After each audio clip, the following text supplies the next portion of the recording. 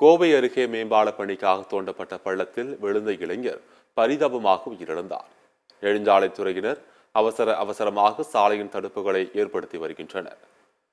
கோவை பேரூர் தொண்டாமுத்தூர் நெடுஞ்சாலையில் தீத்திப்பாளையம் அருகே உள்ள சாலையில் மேம்பாலம் அமைக்கும் பணிகள் நடைபெற்று வருகிறது. அதற்காக சாலையின் நடுவே தோண்டப்பட்ட பள்ளம் குறித்து முன்னெச்சரிக்கை அறிவிப்பு பலகை, தடுப்புகள், வேகத்தடை போன்ற எந்த ஒரு தடுப்புகளும் இல்லாததால் பணிகள் நடைபெற்று வருகின்றன.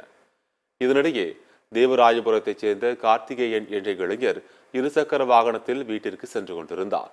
அப்போது மேம்பால பணிக்காக தோண்டப்பட்ட பள்ளத்தில் விழுந்து தலையில் பலத்த காயமடைந்த கார்த்திகேயன் சம்பவ இடத்திலேயே பரிதாபமாக உயிரிழந்தார். தகவலறிந்து வந்த பேரூர் போலீசார் அவரது உடலை கைப்பற்றி பிரேத பரிசோதனைக்காக கோவை அரசு மருத்துவமனைக்கு அனுப்பி வைத்தனர். மேலும் இதுகுறித்து வழக்கு பதிவு செய்து விசாரணை நடத்தி வருகின்றனர். இந்நிலையில் அவசரமாக நெடுஞ்சாலைத்துறையினர் அந்த சாலையில் ஜேசிபி இயந்திரம் கொண்டு சாலையில் மணல்களை நிரப்பி தடுப்புகளை அமைத்து வருகின்றனர். உயிரிழப்பு ஏற்படுவதற்கு முன்பே இதுபோன்ற முன்னெச்சரிக்கை நடவடிக்கைகள் மேற்கொண்டிருந்தால் உயிரிழப்பை தடுத்திருக்கலாம் என நண்பர்கள் மற்றும் உறவினர்கள் வேதனை தெரிவித்துள்ளனர்.